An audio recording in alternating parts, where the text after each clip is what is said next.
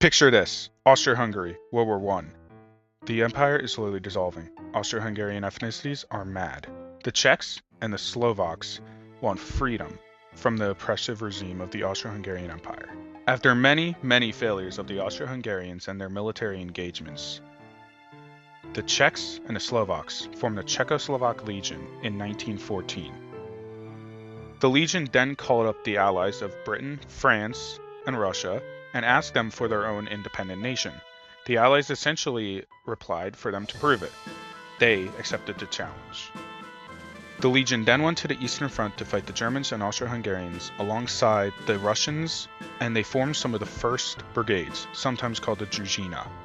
With the stirring of nationalist sentiments by Milan Rostislav Stefanik and Tomasz Masik, the Legion quickly grew from 100,000 troops across Italy, France, and Russia.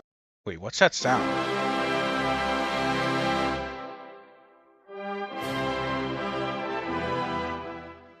With the outbreak of the Russian Revolution in 1917, the Bolsheviks and the White Army nationalists began fighting for control of the Russian Empire.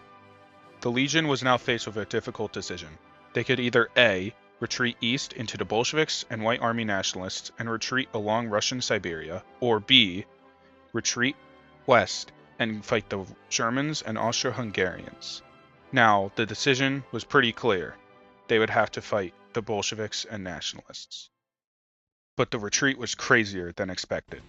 They were going to circumnavigate the world, go through Russian Siberia to the port of Vladivostok, go through the Pacific and make a pit stop at Hawaii, go through North America and South America, cross the Atlantic, and go to Western Europe to fight the Germans on the Western Front in World War I.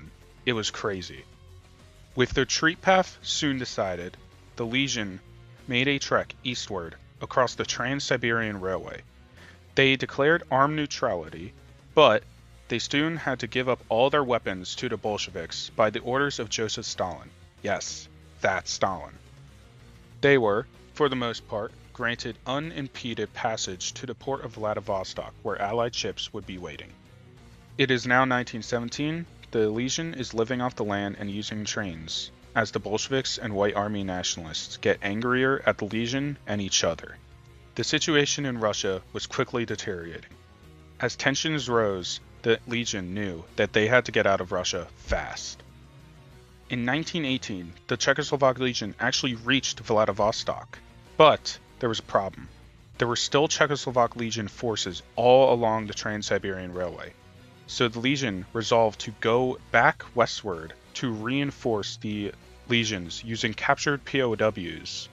And around this time, the Allies began to notice the Legion's efforts in Russia, which would be crucial to the formation of their own independent state. As the Bolsheviks started to gain more military power and dominance within Russia, cooperation with the White Army nationalists was crucial, although they did do some cooperation with the Bolsheviks behind their backs. This increased tensions between all three powers in Russia, and would lead to fighting between all three factions. Quick little intermission. Did you know that Czech Republic has a naval victory? The landlocked European country. Well, let me introduce you to the Battle of Lake Baikal in 1918. If I had to imagine, it went something like this, although there's no recorded evidence.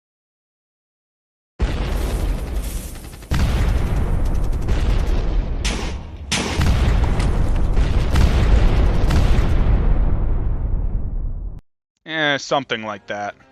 As the Bolsheviks started taking over more land in the west, the Legion had to up their armored train and equipment, and as more soldiers died, morale dropped drastically. As the Legion retreated eastward, in the city of Kazan, the Legion captured the Imperial Gold Reserve and the top military leader of the White Army nationalists, Kolchak.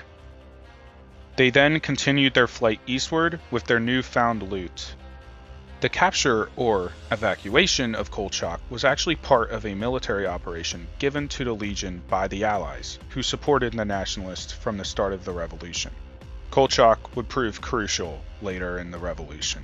It is now 1920, and in the city of Irkutsk, the Legion is actually asked by the Bolsheviks to stop and hand over the Imperial Gold Reserve and Kolchak. Kolchak is then summarily executed and thrown in a lake later. In return for this, the Bolsheviks enabled the Legion to have unimpeded passage to Vladivostok. After a small fight with the Nationalists, the Legion arrives into port with all the Allied ships, including the newly formed state of Czechoslovakia, waiting for them with cargo ships and the evacuation to Hawaii. This tiny legion of 70,000 plus men only lost a few, and were crucial in securing the state of Czechoslovakia, its own state, and when they arrived, they were treated as heroes and made up the first forms of the Czechoslovak National Army. Tomáš Masaryk was later inaugurated the first leader of Czechoslovakia. Thank you for listening. This was really compacted, and I also left out a lot of smaller details.